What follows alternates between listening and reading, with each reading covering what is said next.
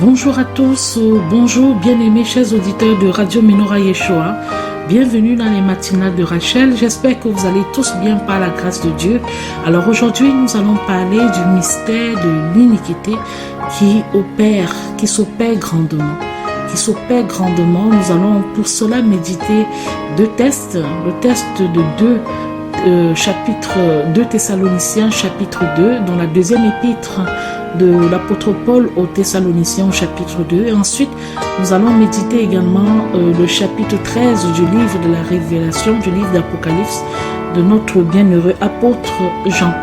Mais tout de suite, nous allons prier le Seigneur pour lui demander la compréhension pour pouvoir mener à bien cette émission, mes bien-aimés. Prions le Seigneur, je vous en prie. Éternel Dieu d'amour, Dieu de paix, Seigneur, nous venons devant toi te supplier, implorer ta miséricorde, mon Dieu, mon roi, afin que, Seigneur, tu prennes le contrôle de cette journée. Nous te supplions, Père, et aussi de cette semaine. Nous te prions, Père, d'être au rendez-vous, d'être vraiment, Seigneur, avec nous tout au long de cette émission. Nous te prions de nous guider, nous te prions de nous inspirer et nous te prions surtout de parler, Seigneur, de parler en ton nom et de pouvoir dire ce que nous pouvons dire, mon Dieu, mon roi. Père, merci encore pour tes grâces multiples et variées. Merci pour ta paix, merci pour ta protection, merci aussi pour tout ce que tu nous donnes.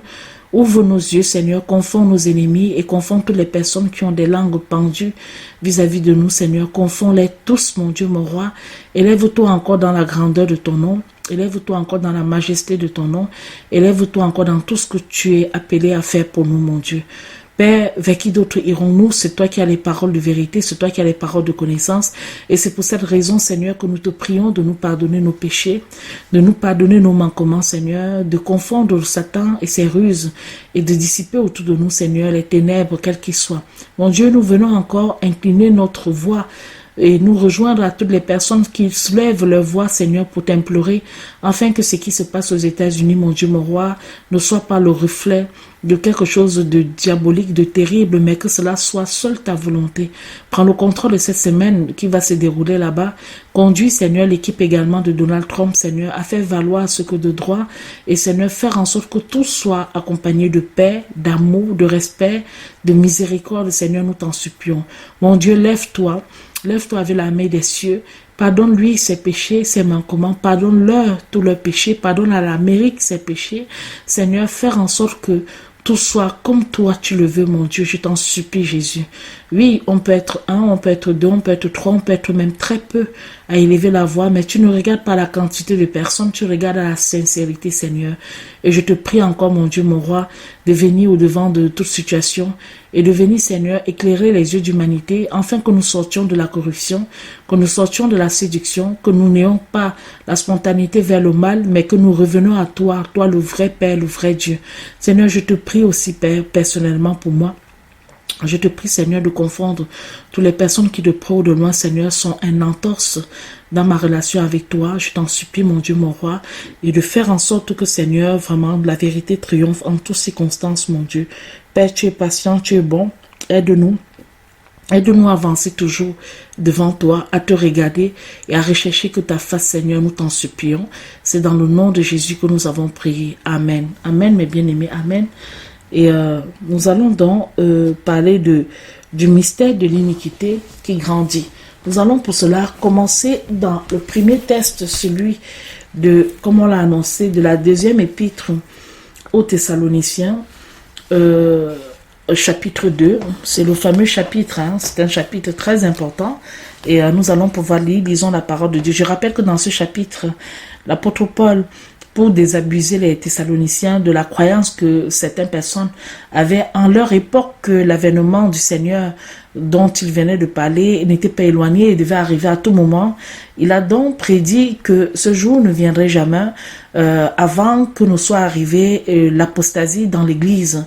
L'apostasie dans l'Église, c'est-à-dire l'homme du péché et qui est aussi le fils de la perdition. Et c'est important, mais bien aimé, de le rappeler. Alors lisons la parole de Dieu. Pour ce qui regarde l'avènement de notre Seigneur Jésus-Christ et notre réunion avec lui, nous vous prions, mes frères, de ne pas vous laisser ébranler facilement dans vos pensées, de ne de ne point vous troubler par quelque inspiration ou par des paroles ou par quelques lettres qu'on dirait venir de notre part, comme si le jour de Christ était proche. Que personne ne vous séduise en aucune manière, car ce jour-là ne viendra point que la révolte nous soit arrivée auparavant, qu'on ait vu paraître l'homme de péché, le fils de perdition, qui s'oppose et qui s'élève au-dessus de tout ce qu'on appelle Dieu, ou qu'on adore, jusqu'à s'asseoir comme un Dieu dans le temple de Dieu, voulant passer pour un Dieu. Ne vous souvient-il pas que je vous disais ces choses lorsque j'étais encore avec vous? Et vous savez ce qui le retient présentement, afin qu'il ne soit manifesté que dans son temps. Car le mystère d'iniquité se forme déjà, il faut seulement que celui qui lui fait obstacle présentement soit détruit. Alors paraîtra ce méchant, que le Seigneur détruira par le souffle de sa bouche et qu'il abolira par l'éclat de son avènement. Ce méchant viendra avec la force de Satan, avec toutes sortes de puissances, avec des signes et de faux miracles, et avec toutes les séductions qui portent à l'iniquité ceux qui périssent parce qu'ils n'ont point reçu l'amour de la vérité pour être sauvés. C'est pourquoi Dieu leur enverra un esprit qui donnera efficace à l'erreur, en sorte qu'ils croiront au mensonge, afin que tous ceux qui n'ont pas cru à la vérité, mais qui se sont plu dans l'injustice, soient condamnés. Mais pour nous, mes frères bien-aimés du Seigneur, nous devons rendre de continuelles actions de grâce à Dieu à cause de vous, de ce qu'il vous a choisi dès le commencement pour vous donner le salut par la sanctification de l'Esprit et par la foi en la vérité. À quoi il vous a appelé par notre évangile pour la possession de la gloire de notre Seigneur Jésus-Christ. C'est pourquoi, mes frères, demeurez fermes et retenez les enseignements que nous vous avons donnés, soit de vive voix, soit par notre lettre.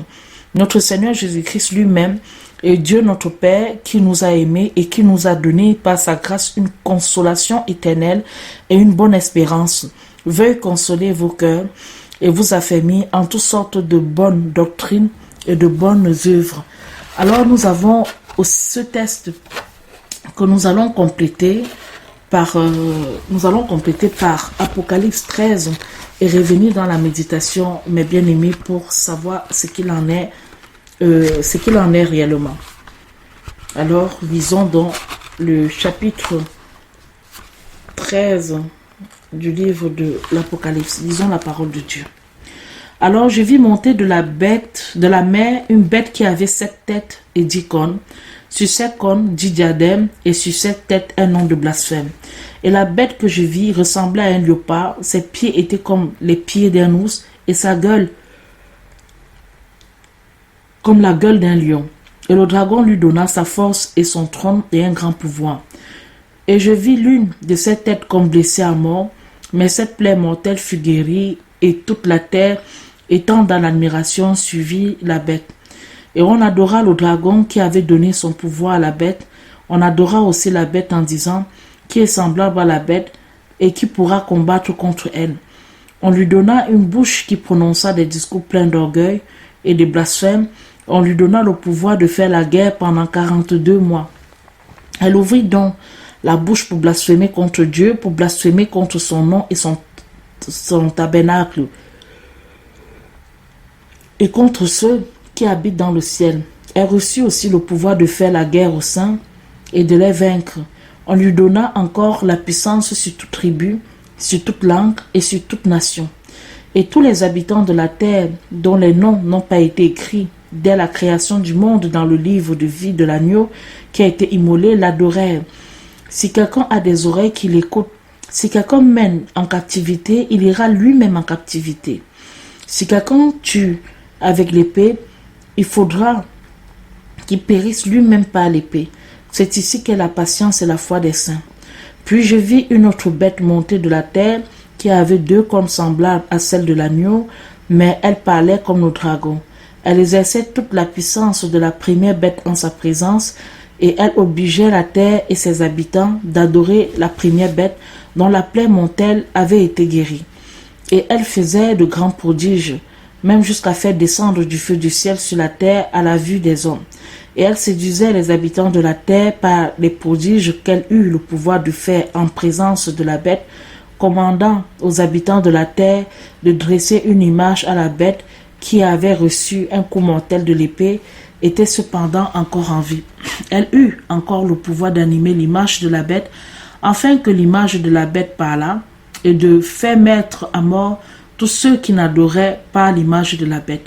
Et elle obligeait tous les hommes, petits et grands, riches et pauvres, libres et esclaves, à prendre une marque à la bête, à la main droite ou au front. Et personne ne pouvait acheter ni vendre que celui qui avait la marque ou le nom de la bête ou le nombre de son nom. C'est ici qu'est la sagesse, que celui qui a de l'intelligence compte le nombre de la bête, car c'est un nombre d'hommes et son nombre est 666. Alors, mes bien-aimés, je commence aussi par la deuxième épître de Paul aux Thessaloniciens. Nous allons lire. Déjà, il y a deux expressions qui reviennent.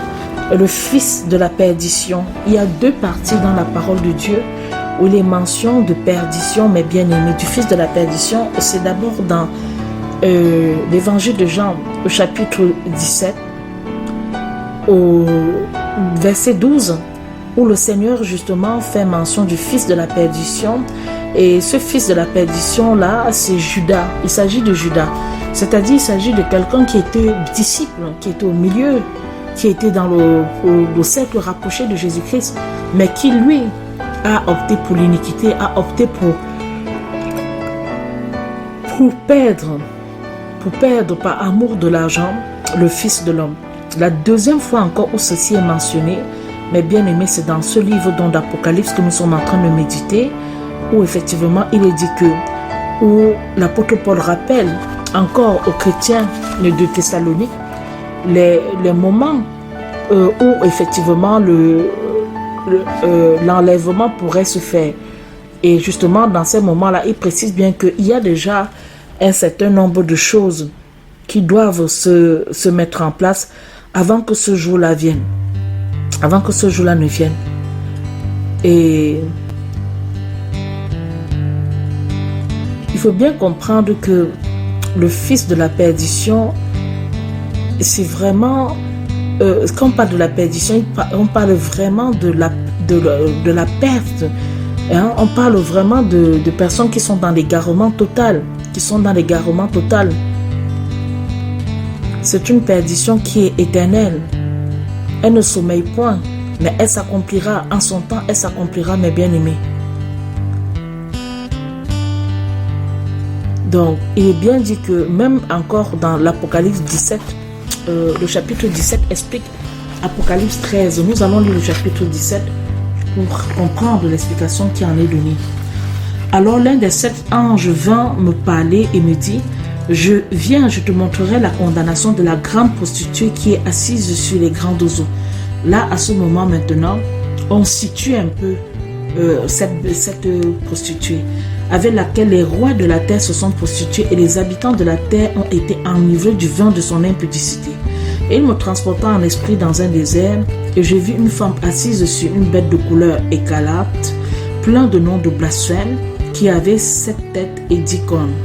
Cette femme était vêtue de pourpre et d'écarlate, et parée d'or, de pierres précieuses et de perles, et elle avait à la main une coupe d'or pleine des abominations et de souillures de ses impudicités. Et sur son front était écrit ce nom mystérieux: la grande Babylone, la mère des impudicités et des abominations de la terre. Je vis cette femme enivrée du sang des saints et du sang des martyrs de Jésus, et la voyant, je fus saisi d'un grand étonnement.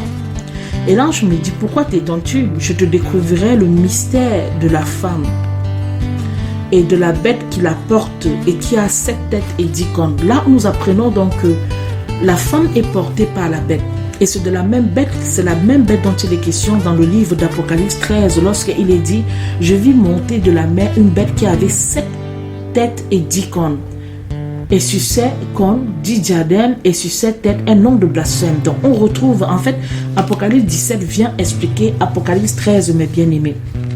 Puisqu'il est bien question d'une femme qui est remplie de pierres précieuses, de perles, et qui a à sa main une coupe d'or pleine des abominations, de la souillure de ses impudicités. Elle est vêtue de pourpre et d'écarlate. Et elle s'appelle la Grande Babylone, la mère des impudiques. Et elle est assise sur une bête de couleur également écarlate. Et elle est ivre du sang des saints. Donc elle se nourrit du sang des saints. Elle se nourrit du sang des saints et du sang des martyrs de Jésus. C'est-à-dire que cette femme qui a une religion qui ne supporte pas justement la vraie religion qui vient de la vraie doctrine de Christ, et elle est donc ivre, elle les tue, elle les condamne, elle les accuse, elle les détruit. Il dit, en la voyant, je fus saisi d'un grand étonnement. Et l'ange dit, pourquoi t'étonnes-tu? Je te découvrirai le mystère de la femme et de la bête qui la porte et qui a 7 têtes et 10 cornes. La bête que tu as vue a été et n'est plus. Elle doit monter de l'abîme et s'en aller à la perdition. Donc, en fait, elle est portée par une bête, mais en réalité, la bête même n'est plus. La bête qu'il a vue dans Apocalypse 13, c'est-à-dire la bête qu'il a vue et qui ressemblait justement à un léopard, qui avait les pieds doux, sa gueule comme la gueule d'un lion, et le dragon lui donnait la force de son trône et un grand pouvoir. Et il a vu même que l'une de ses têtes était blessée à mort et cette plaie mortelle fut guérie, et on adora le dragon, on lui donna le pouvoir, on lui donna son pouvoir à la bête, on adora aussi la bête en disant qui est semblable à la bête, qui peut combattre contre elle. On lui donna une bouche aussi pour prononcer les discours de blasphème. Donc il rappelle que en réalité, elle n'est plus. Elle doit monter de l'abîme et s'en aller à la perdition. Et les habitants de la terre, c'est bien précisé, dont les noms ne sont pas écrits dans le livre de vie, dès la création du monde, s'étonneront en voyant la bête qui était, qui n'est plus, bien qu'elle soit. C'est ici qu'il faut un esprit intelligent et qui a de la sagesse. Les 7 têtes sont 7 montagnes sur lesquelles la femme est assise.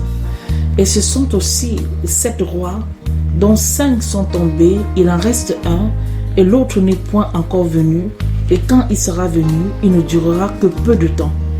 Donc nous voyons aussi que ce sont des personnes qui sont téléguidées par cette bête-là. C'est elle qui les installe, qui les régule en fait. Et la bête qui était, qui n'est plus, est le 8e roi. Elle vient des 7 et elle s'en va à la perdition. Donc vous voyez que le mot perdition encore réapparaît lorsqu'il s'agit d'elle. Et les 10 contes que tu as vus sont 10 rois qui n'ont pas encore commencé à régner, mais ils recevront la puissance comme rois avec la bête pour un peu de temps. Ces rois ont un même dessein, ils donneront leur puissance et leur autorité à la bête, ils combattront contre l'agneau, mais l'agneau les vaincra parce qu'il est le Seigneur des seigneurs et le roi des rois, et ceux qui sont avec lui sont les appelés, les élus et les fidèles. Ensuite, il me dit, les eaux que tu as vues sur lesquelles la prostituée est assise sont des peuples, une multitude, et des nations et des langues. Et les 10 contes que tu as vus à la bête sont ceux qui haïront la prostituée, qui la rendront désolée et nue, qui mangeront ses chairs et qui la brûleront dans le feu. Et car Dieu leur a mis au cœur d'exécuter ce qui lui plaît et d'avoir un même dessein et de donner leur royaume à la bête jusqu'à ce que les paroles de Dieu soient accomplies. Et la femme que tu as vue, c'est la grande ville qui règne sur les rois de la terre. Cette grande ville, c'est la femme donc, qui règne sur les rois de la terre, sachant que la symbolique de la femme également, c'est la religion. Lorsque nous lisons donc, nous superposons 2 Thessaloniciens 2 avec ces 2 chapitres d'Apocalypse, il en ressort quoi? Il en ressort que à cette époque, lorsqu'il s'adressait aux habitants, enfin aux disciples de la Thessalonique, l'avènement n'était pas encore là, c'était pas encore le moment. Mais rappelons-nous que l'apôtre Paul a écrit cela plus de 2000 ans aujourd'hui. Plus de 2000 ans aujourd'hui, mes bien-aimés, nous sommes en train de pouvoir, plus ou moins 2000 ans, parce que je vais regarder à peu près la date où l'épître, où il a commencé à écrire. Il nous a dit que c'était autour de l'an 51. autour de l'an 51 qu'il a écrit cela. Et près de, ce serait la bonne expression, près de 2000 ans, où effectivement les textes ont été écrits. Et ces textes ont été écrits parce que c'était l'an 52 pour la deuxième épître et l'an 51 pour la première épître. C'est dit que c'était justement pour affermir les Thessaloniciens contre les persécutions et tout. Donc en fait, on leur avait déjà parlé à cette époque-là. Si vous faites 2020 moins 52, bon, on va faire juste un petit calcul mental comme ça en passant, mais nous voyons bien, mes bien-aimés, que on est autour de 1978. 1978, c'est environ quand même quelque part, sauf erreur de ma part, on est presque il y a 2000 ans. Et justement, quand eux, ils avaient reçu la foi, quand ils ont reçu ces éléments-là et tout, et il faut comprendre qu'à cette époque-là, quand il y avait les manifestations, déjà quand ils voyaient le péché s'installer, ils se disaient que tiens, c'est déjà l'enlèvement et c'est déjà la réunion et tout. Mais nous ne pouvons pas dire la même chose. Nous ne sommes pas ça fait déjà longtemps que le mystère de l'iniquité est en train de s'accomplir. Donc nous ne pouvons pas dire que ce n'est pas encore le moment, avec les descriptions que nous sommes en train de donner. La description principale, c'est déjà que avant notre rassemblement avec le Seigneur, avant notre réunion avec lui, avant que, justement, si vous voulez, on utilisera le thème de l'enlèvement, ne vienne, il faut que le fils de péché, le fils de la perdition, et comme on a pu le voir ce matin, il n'y a que 2 endroits où il est exactement nommé. Il y a dans Jean 17 au verset 12, il s'agit à ce moment-là de Judas, le fils de la perdition, qui est sorti du milieu d'eux et qui est allé en son lieu dans sa perte.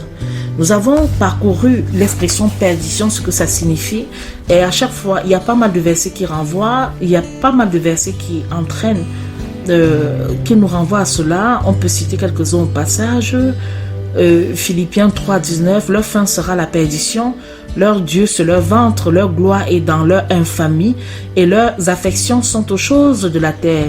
Nous avons encore Romains 9, verset 22 qui dit et que dire si Dieu voulant montrer sa colère et faire connaître sa puissance a supporté avec une grande patience les vases de colère préparés pour la perdition.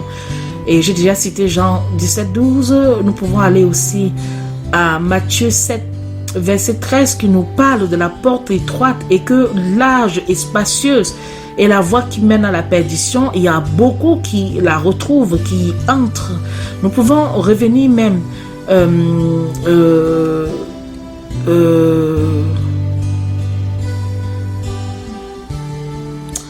même si on revient dans l'Ancien Testament, on a toujours cette expression qui est là, par exemple dans 2 Rois, au chapitre 23, au verset 13, il est dit « Le roi profana aussi les hauts lieux qui étaient vis-à-vis de Jérusalem, à main droite de la montagne de perdition que Salomon, roi d'Israël, avait bâti à Assaté, l'infamie des Sidoniens, et à Kémosh, l'infamie des Moabites, et à Milcom, l'abomination des enfants d'Amon. » Donc, le mot perdition est toujours accompagné des choses vraiment qui représentent la malédiction, qui représentent la destruction totale, donc la fin de toute chose, mes bien-aimés. Et c'est pas quelque chose qui s'accompagne de bien. Les vases de la colère de Dieu sont préparés pour la perdition. Et quand donc l'apôtre Paul signale cela, dit attention, là, vous êtes en train d'aller un peu vite en besogne, attendez, c'est pas encore le moment parce que voilà ce qu'il faut. Pour que cela soit le moment, voilà déjà les choses qui vont précéder cela. Il faut qu'il soit manifesté le fils de péché, le fils de la perdition, celui qui va donc s'élever au-dessus de tout ce qu'on appelle Dieu. Ou qu'on adore, il va jusqu'à aller s'asseoir comme un Dieu dans le temple de Dieu. Donc c'est pas quelqu'un qui ne connaît pas la religion, le fils du péché. Si on ne parlerait même pas du fils du péché, on sait que ce sont les enfants de colère et tout. C'est pas un athée, c'est quelqu'un qui est comme Judas. C'est un traître de la religion, c'est quelqu'un qui est exactement le fils de la perdition comme Judas, c'est-à-dire quelqu'un qui était au milieu, qui est venu, qui a récupéré tout ce qui était Dieu et qui s'est élevé même au-dessus de Dieu, qui s'est assis même dans son temple au point où il fallait qu'on l'adore. Il dit bien que voulant se faire passer pour Dieu, se déclarant Dieu même, Dieu sur terre en fait. C'est de ça dont il est question, mes bien-aimés. Mais aujourd'hui, le fils du péché est là. Ne croyez pas, c'est une succession. En fait, il faut bien comprendre que le fils du péché, c'est une fonction. C'est une fonction. Et elle a pris naissance. Elle a vraiment été instituée au moment où la grande Babylone, la mère des impudiques, l'a prostituée.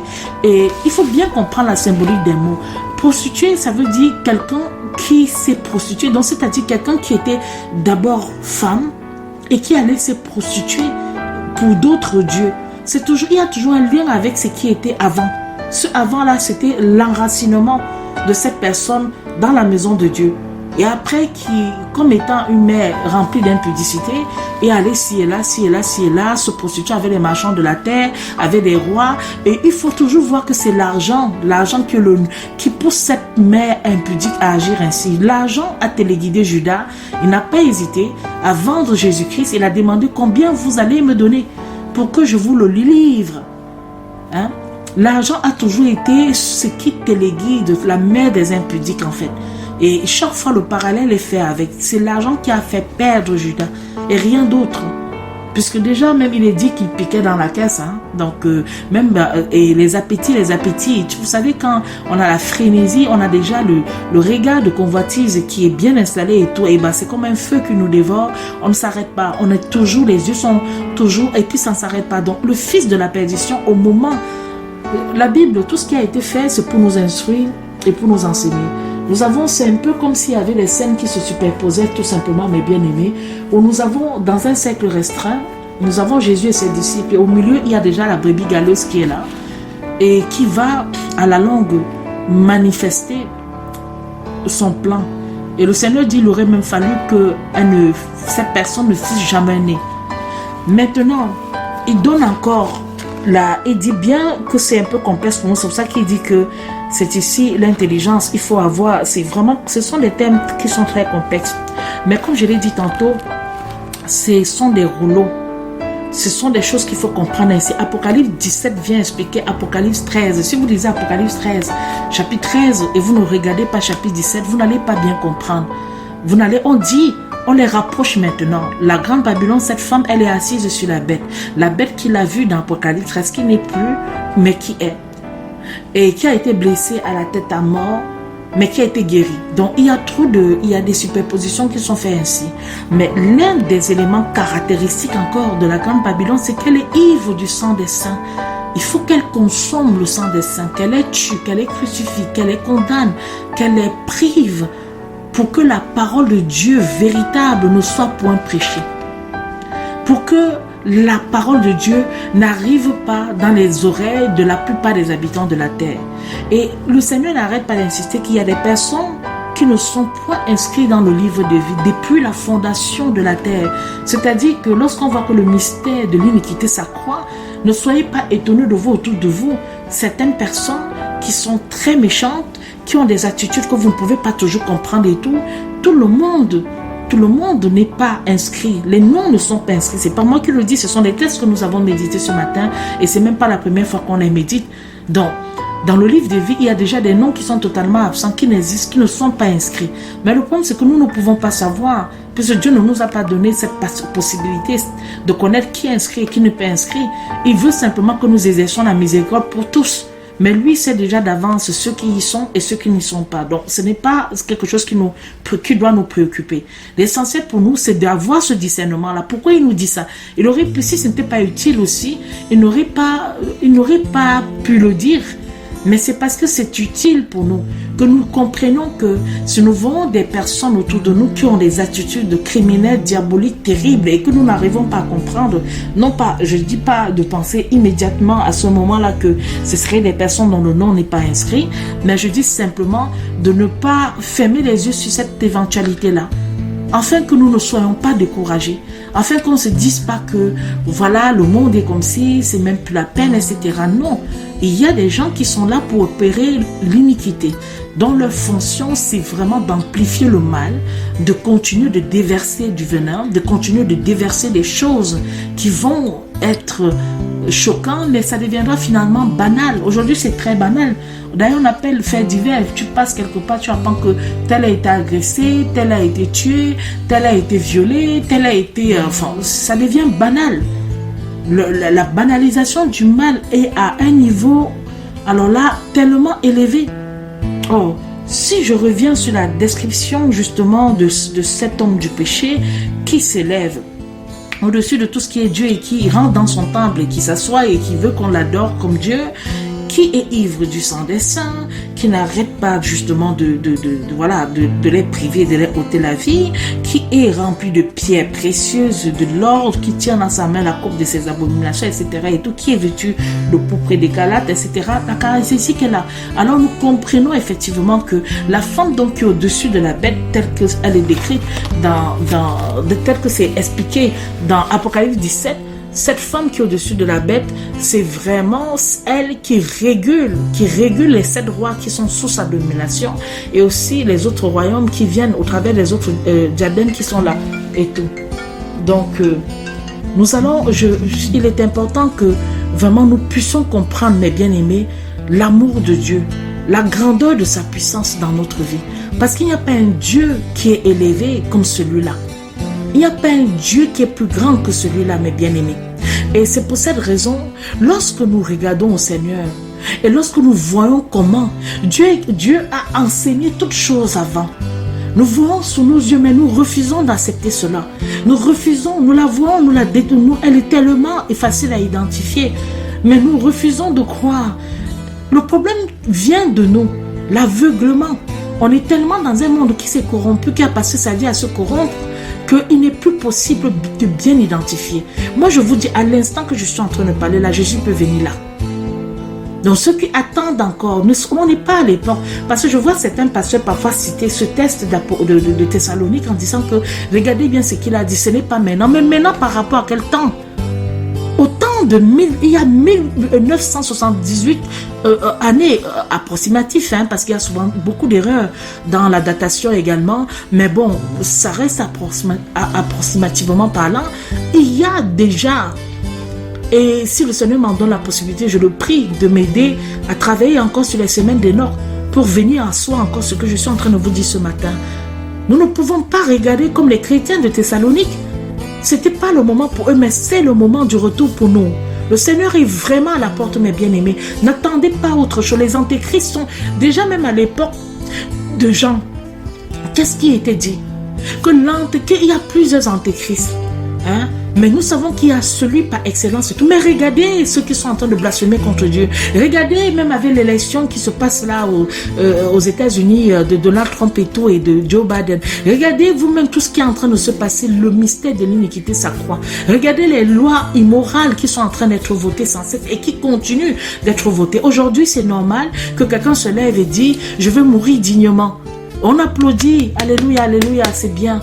On a le droit de ne pas mourir dans la souffrance. Toujours les enfants, les fils de rébellion des 68 ans là, et les pères, les acteurs des 68 ans là, pour citer cela. La France a un rôle très spirituel, négatif, que la France a joué, spirituellement parlant, mes bien-aimés.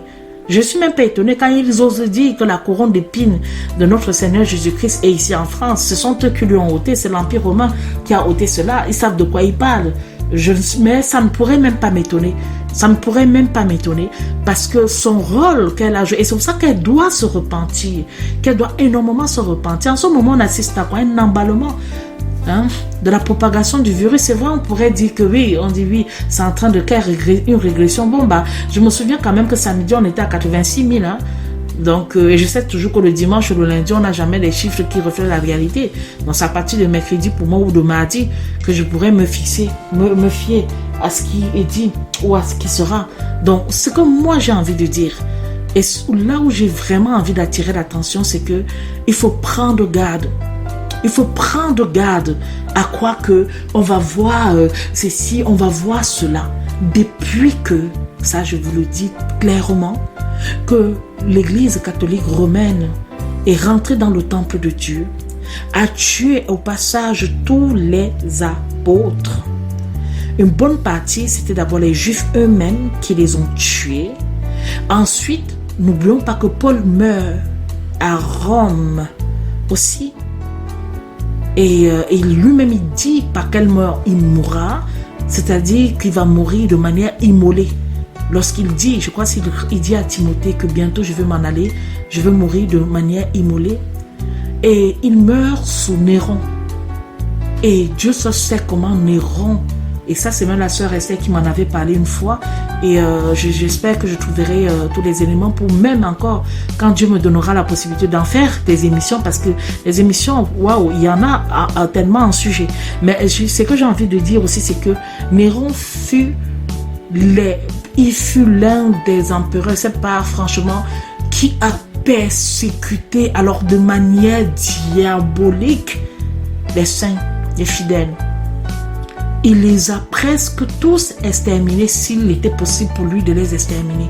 Je rappelle que lui-même, lorsqu'il écrit les différents épîtres, il dit qu'il est dans la cour de César Néron, donc c'est bien dit. Nous connaissons la fin abominable qui a été réservée à l'apôtre Pierre. Nous savons ce qui s'est passé, mes bien-aimés. Jean fut l'un des rescapés, mais rappelons que c'était sous l'empereur, je crois, Domitius. Je vais regarder. Lorsqu'il a écrit, rapidement, je vérifie. Lorsqu'il a écrit, c'est pour ça que cette version de Jean Féléon Serval est magnifique. Parce qu'elle nous enseigne aussi un peu dans le temps. Hein. C'est pas seulement vous ouvrez la Bible, vous tournez les chapitres comme ça et tout. Il y a des résumés, il y a des arguments. Il y a au début de chaque livre, il y a des arguments qui nous apprennent un peu sur le temps, sur l'époque et sur le contexte aussi géopolitique qui était. C'est très important. Parce qu'on ne peut pas seulement lire un livre comme ça. C'est pas des romans. Même quand les gens écrivent des romans, ils y mettent quand même la géographie, un peu le temps, la période et tout, pour que nous nous projetions par rapport à cela. Et je vous recommande de télécharger, de ne pas hésiter à télécharger et de partager autour de vous. C'est disponible sur pratiquement sur les 3 sites de l'association, le site menorayeshua.org. Vous avez tout le Nouveau Testament qui est là-bas. Vous pouvez imprimer, vous pouvez envoyer par mail, vous pouvez récupérer quelques extraits, vous pouvez faire ce que vous voulez. Vous partez sur le site de la radio, essentiellement dédié aux radios, que ce soit Christ Now et Win ou bien Radio Menorah Yeshua. Vous avez, c'est menorayeshua.radioweb.co. Vous allez aussi sur un autre site qui s'appelle bibleosterval.net. Vous en avez encore. Il y a une large diffusion qui est assurée. Et nous sommes encore en train de travailler en sorte que la Bible audio aussi, le Nouveau Testament audio aussi prenne le pas et que la plupart des livres ou des évangiles ou des épîtres en tout cas prennent le pas aussi pour que nous ayons massivement aussi en audio. Et avant de reprendre tous les autres travaux en amont et tout, on essaie de faire du mieux qu'on peut. C'est pas toujours évident, mais on essaie de faire. Donc, ne pas hésiter à lire. Cela va vous bénir parce que vous avez beaucoup plus de détails. Et quand vous parlez de quelque chose, vous comprenez au moins la chose que vous parlez. Et je pense que c'est très important. Ce qu'ils ont passé le temps à faire, c'est de supprimer tellement de choses. Or, quand vous lisez, par exemple, que Jésus était à tel endroit, tout ça, vous-même, ça vous plaît. Vous essayez un peu de vous imaginer dans le parcours spirituel de Jésus-Christ. Hein?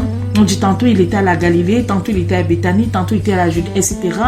À Nazareth, ça nous aide. Nous marchons aussi avec lui dans les pas qu'il déposait sur la terre et on se retrouve aussi. On voit en Jésus cet homme qui est tellement mobile, qui travaille tellement, qui ne compte pas la fatigue. Parce qu'on ne parle pas aussi de Jésus sous ces aspects-là. Mais Jésus n'était pas paresseux. Hein?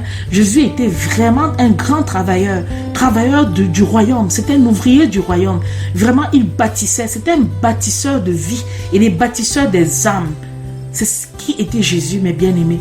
Il ne comptait ni la famine, ni la fatigue, ni les insultes, ni les opprobres, ni les critiques, ni ceci. Il n'écoutait même pas cela.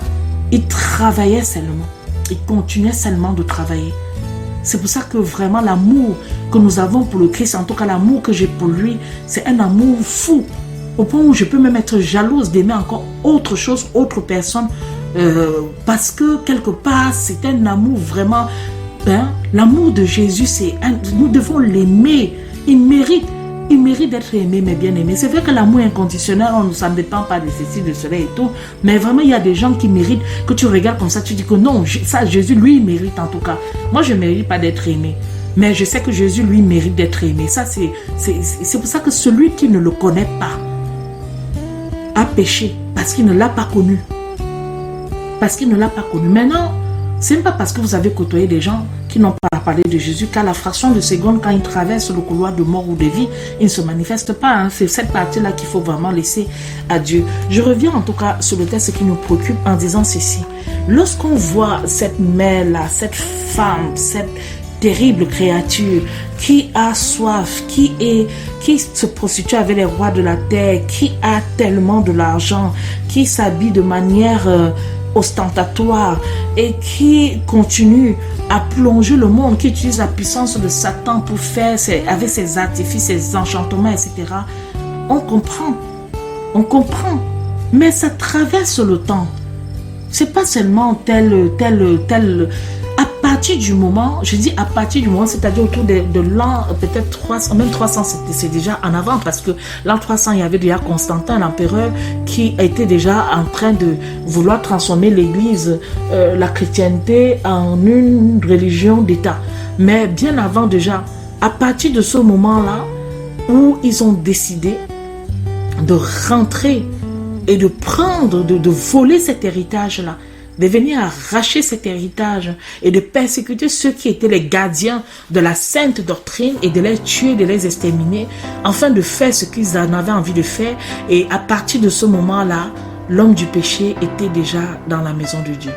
Et l'essentiel pour eux, c'était de lui attribuer toutes les fonctions, tous les pouvoirs, afin que chaque fois, il ne fait que grandir en autorité, grandir en pouvoir, au point finalement d'être infaillible, c'est-à-dire quelqu'un qui ne pêche jamais.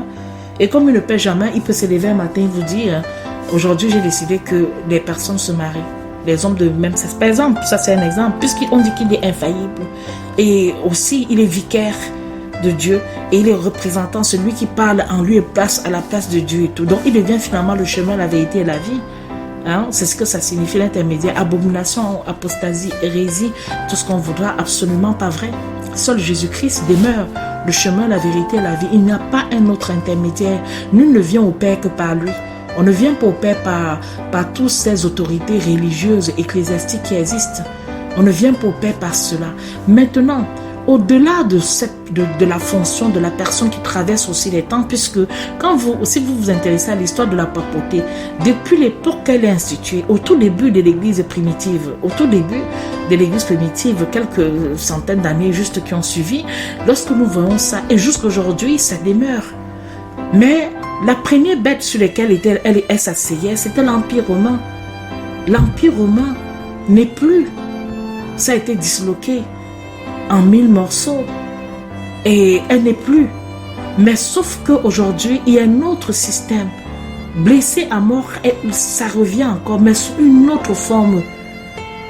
Et c'est par là justement qu'elle fait le trafic avec les commerces, avec les commerçants. On a vu, lorsqu'on avait fait des missions sur la Banque du Vatican, les avoirs, les biens qui elle investit dans les domaines que nous pouvons même imaginer, si bien qu'il y a même eu l'investissement, et ça, ce fut le scandale. Elle a investi aussi dans l'industrie de pornographie et plein d'autres choses. Pas étonnant qu'il y ait autant de prêtres et de responsables d'église qui sont aussi pédophiles à grande ampleur. Hein? Et nous comprenons, mes bien-aimés, que quand on regarde sa puissance financière, l'argent qu'elle a, les pierres, tout ce qu'elle reçoit, et quand on regarde son influence dans le réseau politique, même tous ceux qui se disent athées, pas quand même s'incliner encore devant sa seigneurie. Donc nous comprenons qu'il y a un autre système qui est régulé, et qui touche tous les aspects de la vie politico-financière. Il ne faut pas seulement voir, ce n'est pas que la religion. Sinon, comment expliquer que personne ne pouvait acheter sans avoir la marque de la bête? Personne ne pouvait vendre ni acheter. Ça touche tous les aspects de la vie. Ça touche le domaine du politique. C'est pour ça que certains politiques qui sont nommés, à peine ils sont nommés qu'on commence à leur dire, bon, bah, c'est bien, tu as gagné les élections, ok, mais nous, on attend ça de toi. tu ne mets pas, on va te créer des problèmes et tout. On va te faire passer. Alors là, à la fin de cette émission, vous allez écouter, quand je dis le ministère de l'iniquité, vous allez écouter la vie d'une personne, et c'est la sœur Marie-Madeleine qui m'en a donné. C'est quelqu'un qui a partagé 2 vidéos, et j'ai extrait les sons qui parlent justement de pourquoi il est nécessaire de prier pour la réélection du président Donald Trump. C'est un Canadien, il s'appelle Leslie. C'est quelqu'un que, au début, quand je lançais la radio Menorah Yeshua, j'avais souvent entendu ses enseignements. Bon, pour certaines raisons, je m'étais un peu abstenu. Mais après, aujourd'hui, lorsqu'on regarde l'œuvre aussi du Seigneur, que le Seigneur est en train de faire aussi dans sa vie, et la transformation qu'il est en train d'opérer, bon, vous allez pouvoir écouter ce qu'il dit, son propre avis. Et ce que je trouve, c'est que j'ai été assez surprise de voir comment Donald Trump, en tout cas au regard de ses dits, et je n'ai pas eu le temps de vérifier une bonne partie des choses, mais j'en aurai le temps. Croyez bien qu'à la vérification, j'aime bien vérifier les choses, mais lorsque j'apprends que l'étude biblique a été instituée à la Maison Blanche, ce qui n'existait pas avant, parce que Barack Obama, au contraire, se complaisait simplement à mettre les drapeaux de la Gay Pride partout dans la Maison Blanche. Il habillait la Maison Blanche avec leurs couleurs, leurs drapeaux et tout, avec leurs décorations. Lorsque j'apprends que toutes les personnes qui travaillent à ses côtés, ils font l'étude biblique, ils publient beaucoup de choses et tout par rapport au Seigneur. Lorsqu'on apprend qu'il a lutté énormément pour le trafic d'enfants, parce que le trafic d'enfants servait aussi à certaines raisons d'occultisme, etc. et tout, comment il a tellement mis les moyens par rapport à cela. Il y a plein de choses, en tout cas qu'on apprend, puisque bon, lui, les Canadiens, peut-être, ils en savent beaucoup plus que nous, puisqu'il ne faut pas compter justement sur les médias pour nous dire la moindre chose qui pourrait être une bonne initiative, une bonne action qu'il aurait pu faire. Donc, il faut aujourd'hui, même ces mots-clés sont tellement récupérés pour ne produire que pour ne tomber que sur des médias qui sont fortement contre lui, si bien que pour chercher la bonne information à plus ou moins un peu objectif sur Donald Trump, c'est vraiment chercher une aiguille dans le sable, hein, dans du foin. C'est devenu une mission impossible parce que tous les mots-clés sont récupérés. Même quand c'est en anglais que vous cherchez, c'est récupéré directement.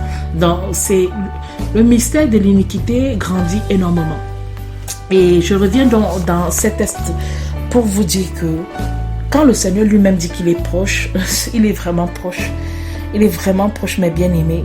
Parce que aujourd'hui le monde est dans l'erreur, puisque au verset 11 de 2 Thessaloniciens 2, il est dit, c'est pourquoi Dieu leur enverra un esprit qui donnera efficace à l'erreur, en sorte qu'ils croyons au mensonge. Beaucoup de gens croient au mensonge. Ils croient au mensonge parce qu'ils n'aiment pas la vérité. Puisqu'au verset 12, il est dit, afin que tous ceux qui n'ont pas cru à la vérité, mais qui se sont pris dans l'injustice, soient condamnés. Mais pour nous, mes frères bien-aimés du Seigneur, nous devons rendre de continuelle action de grâce à Dieu à cause de vous, de ce qu'il vous a choisi dès le commencement pour vous donner le salut par la sanctification de l'esprit et par la foi en la vérité. Beaucoup n'aiment pas la vérité. Ils n'y croient pas à la vérité, mes bien-aimés. Ils rejettent la vérité. Quand vous parlez de la vérité, regardez vous-même comment c'est gros tout ce qu'on nous fait ravaler. Mais pour ça ne choque personne.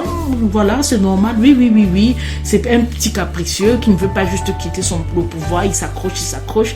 Oui, voilà, il n'a que ce qu'il mérite. Il est méchant. Regardez tous les dictateurs qui sont en Afrique là. Tous ceux qui sont là, installés depuis des lustres.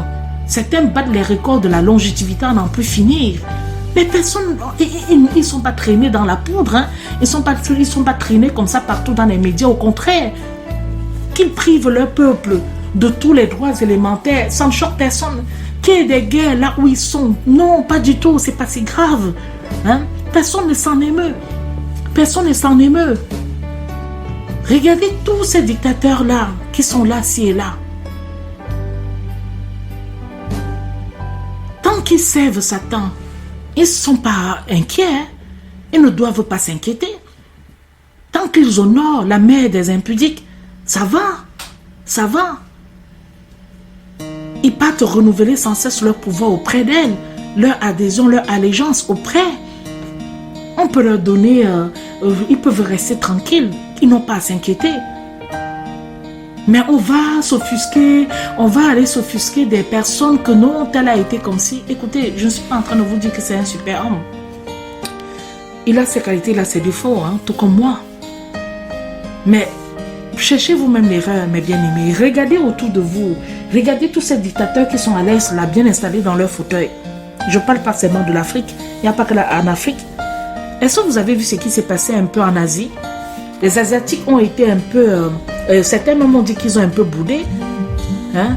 Ils ont été moins dans l'euphorie de l'Europe. Ils ont eu la réserve. Regardez, Benjamin Netanyahu et le président de l'Israël, ils ont mis du temps avant de donner les félicitations à Joe Biden.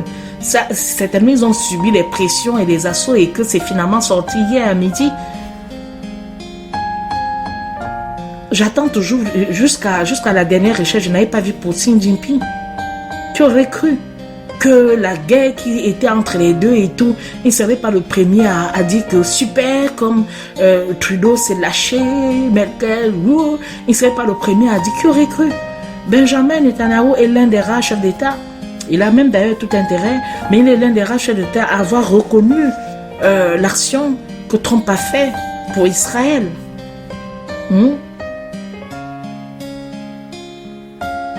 Vous êtes étonné un peu, Erdogan, je ne sais pas si peut-être aujourd'hui là finalement, mais jusqu'à la dernière recherche, je n'ai pas trouvé. Et Poutine, l'Asie n'a pas été vraiment dans l'emballement médiatique et médiatico-politique des peuples occidentaux, comme nous sommes en train de voir et comme nous avons pu constater. Ceux de l'Orient ont été un peu dans la modération, bien sûr, à part leur ennemi juré, l'Iran, et aussi à part l'Inde qui se réjouit parce que, bon, Kamala est pour eux une Indienne, etc. Ils trouvent que c'est un honneur, bon, pour leurs raisons qui leur sont plutôt patriotiques, ce qu'on peut bien comprendre. Mais si vous regardez bien, il y a eu comme quelque chose, une gêne. Et même pour ceux qui ont été un peu dans l'emballement, il y a deux catégories. Il y a des personnes, oui, bien sûr que c'était un peu enfin un règlement de compte et tout. Voilà, tu vas aussi en prendre comme tu m'en as fait prendre, certainement. Ça, c'est après, ils sont libres. Hein. Par contre, il y a d'autres qui ont été beaucoup dans la réserve. C'est quand même curieux. Aujourd'hui, ils ont trouvé il y a quelques jours un consensus pour avoir le même nombre d'électeurs partout. Mais jusqu'ici, au début, lorsqu'on annonçait ce fameux samedi 7 novembre, on voyait toujours que c'était... et n'oubliez pas qu'il y a les dates qui sont importantes. Hein. Si on travaille au 7 novembre, il faut encore attendre peut-être le 13 ou le 11. Je ne sais pas comment, sur quel algorithme certains gens se basent pour pouvoir prendre la parole ou annoncer les choses, etc. et tout. Mais il y a des choses qui devraient nous édifier, qui devraient nous amener à comprendre que Jésus peut se tenir là aujourd'hui. Il peut venir là. Il peut se tenir là directement. Jésus-Christ est Seigneur. Hein? Et c'est depuis longtemps qu'au travers des hommes et des femmes, Satan assoit ses royaumes, il assoit ses territoires et il se bat, sachant que le temps lui est compté pour humilier, pour offusquer tout ce qui peut s'élever pour la gloire de Dieu. Vous ne pouvez pas être véritablement avec le Seigneur sans rencontrer beaucoup d'opposition, sans rencontrer beaucoup de persécutions, sans rencontrer beaucoup de souffrances. C'est pas possible. La guerre entre la lumière et les ténèbres, c'est une guerre qui date de depuis lorsque Satan avec sa queue avait entraîné le tiers des étoiles qui sont tombées. Hein? Quand ils ont osé lutter pour prendre le trône de Dieu, ils ont cru qu'ils étaient suffisamment nombreux pour se rebeller et s'opposer à leur créateur, celui qui les avait créés.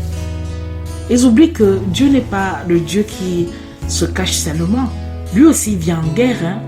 Dieu n'envoie pas seulement ses anges. Il y a des moments, c'est le Seigneur qui vient aussi en découdre. La Bible le dit. La Bible le dit que le Seigneur est monté sur un char, sur un chérubin et est venu. Donc, il y a plein, sa colère était. Il y a un jour, je n'oublierai jamais, c'est pas le nom de ce cyclone. Je vous assure que quand j'avais seulement vu un œil tellement noir, effrayant. L'œil de la colère de Dieu est terrible. Et quand nous voyons les agitations qui sont vraiment autour, on dit, mais pas étonnant que les rois vont demander aux montagnes de s'écrouler sur eux parce qu'ils vont fuir la face de Dieu.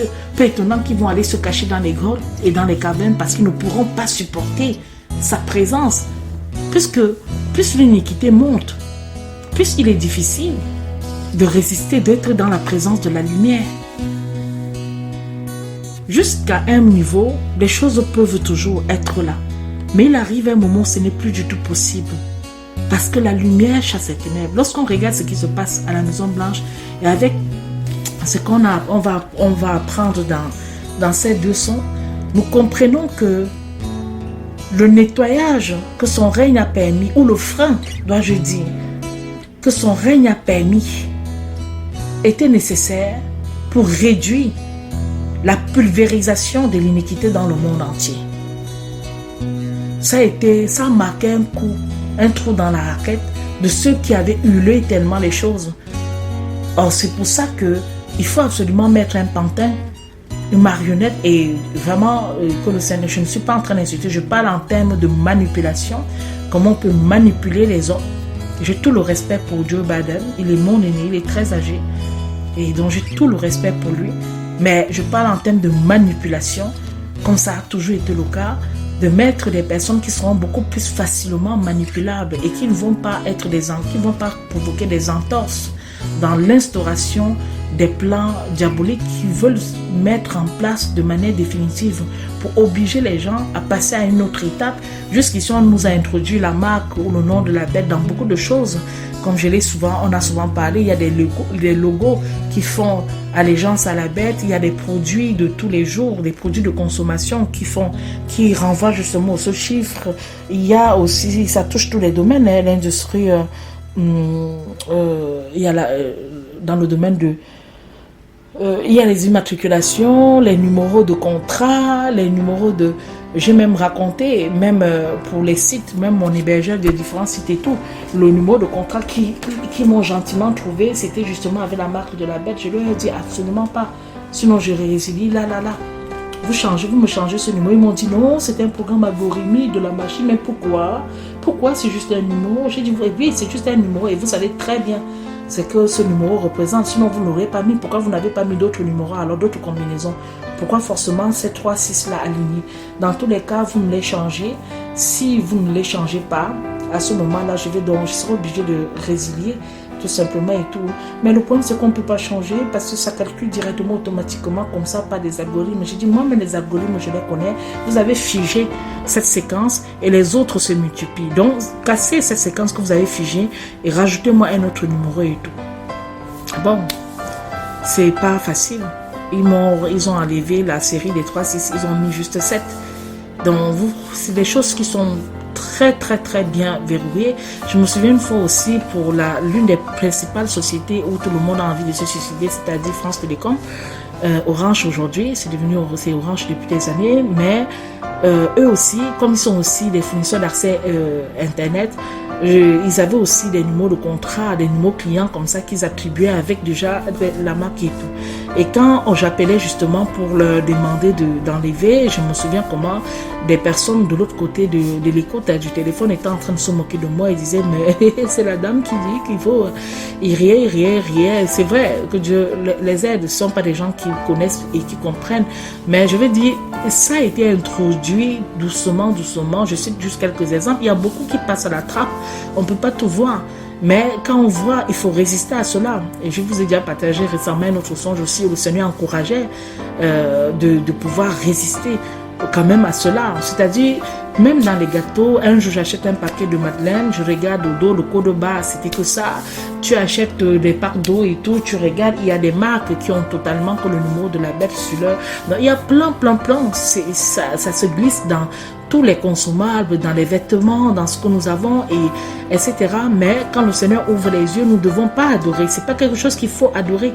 Il ne faut pas faire allégeance à ces choses-là. Il faut rejeter cela.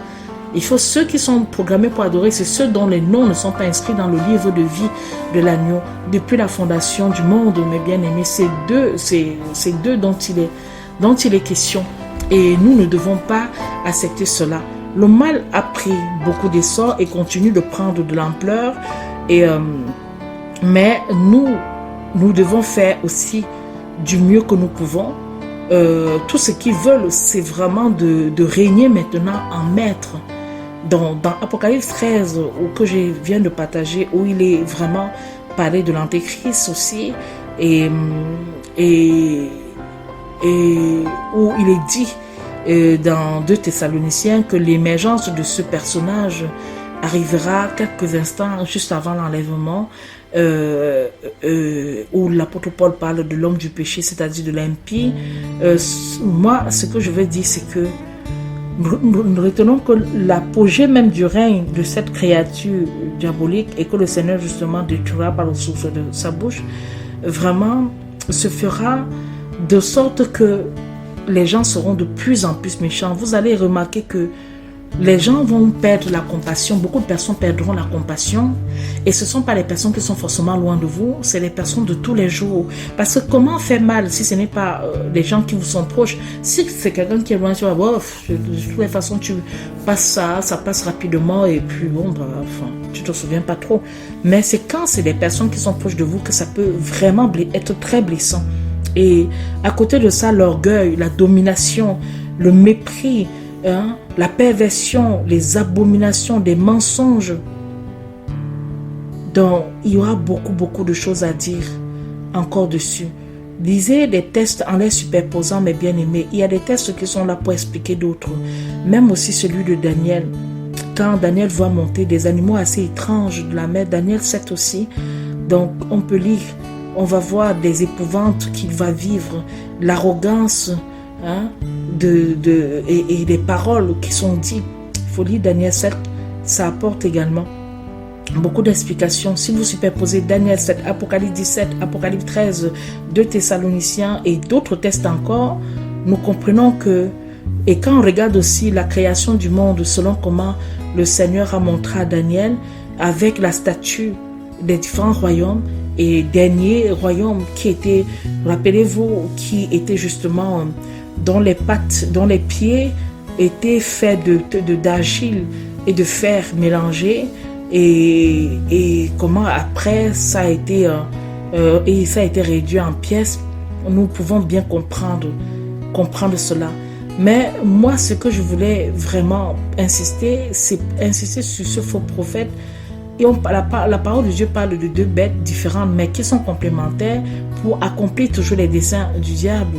Comme on l'a pu le voir, Apocalypse 13 annonce dans l'apparition d'une autre bête qui va être associée à la première, c'est-à-dire c'est le chef d'une religion universelle qui aura réussi en parallèle avec le monde politique, financier, à établir une religion unique dans le monde. C'est-à-dire une religion que, quel que soit que vous soyez athée ou pas, vous avez quand même, vous y allez. Vous faites un tour toujours au Vatican. Si vous voulez asseoir votre royaume, si vous voulez être tranquille, vous êtes obligé d'aller là-bas adorer celui qu'il faut adorer et tout. Et son autorité religieuse, faire en sorte que il impose, il est comme la synthèse de toutes les religions. En lui, vous trouvez un peu de tout. Il y a l'islam qui est là, vous trouvez le bouddhisme qui est là aussi, avec les autres incantations qu'ils utilisent. Vous allez trouver également le judaïsme qui est aussi là. Il y a plein d'autres choses avec l'amour pour le spiritisme. Il faut aussi savoir que le judaïsme aime beaucoup invoquer aussi le spiritisme. D'ailleurs, Saül n'était pas le seul à avoir recours à cela.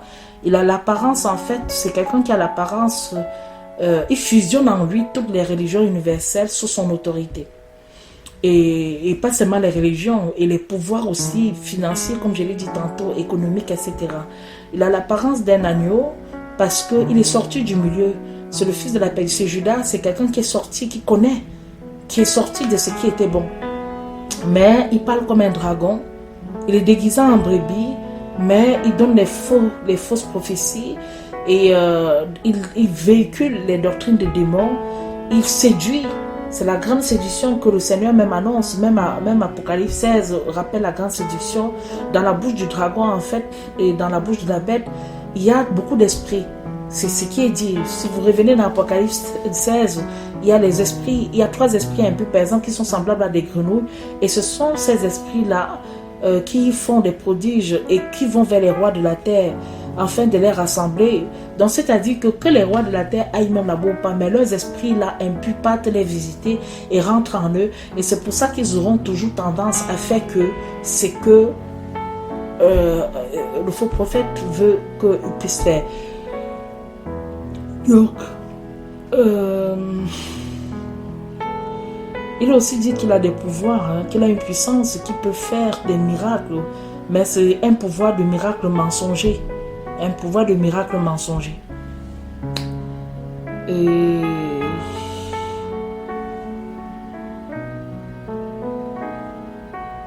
Et qu'est-ce que je peux dire encore?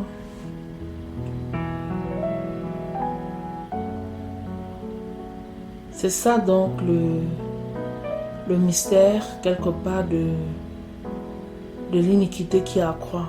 Ce monde est devenu un monde difficile, un monde intolérant, un monde qui s'en prend sans cesse aux enfants de la lumière, un monde qui élève et qui surenchère même ce qui peut être abominable, ce qui peut être insultant pour Dieu, ce qui peut être vraiment... c'est difficile de vivre sa foi. Oui, à cette heure-ci où je vous parle, ça deviendra et cela deviendra encore beaucoup plus. C'est pour ça que nous devons avoir l'appui que sur Jésus-Christ seul. Lui seul, mes bien-aimés. Il sera difficile de vivre sa foi. Il sera très difficile parce que ce n'est pas quelque chose de... C'est pas quelque chose d'évident. Et le Seigneur est avec nous et nous devons demander toujours son secours. L'heure vient où certains feront du mal croyant rendre un culte à Dieu. L'heure vient où le frère livrera la sœur livrera le frère, la mère livrera la fille livrera la mère, la belle-mère livrera la belle-fille livrera, etc. Les parents pareils. Donc, nous devons nous accrocher plus que jamais à l'Éternel, ne pas nous laisser, comment dire, ne pas nous laisser abattre, au contraire résister jusqu'au bout. Je ne sais pas comment ça finira, mais c'est de résister jusqu'au bout tout simplement, pour ne pas perdre notre foi, pour ne pas perdre tout ce que nous avons donné à Christ, tout ce que nous avons vraiment donné. On lui a tout donné. Ne pas permettre à qui que ce soit de nous ôter cela. Parce que c'est tout ce qu'on a donné au Seigneur.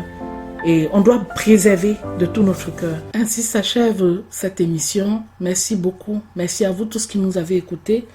Que le Seigneur vous bénisse et qu'il vous garde. À très bientôt mes bien-aimés. Au revoir.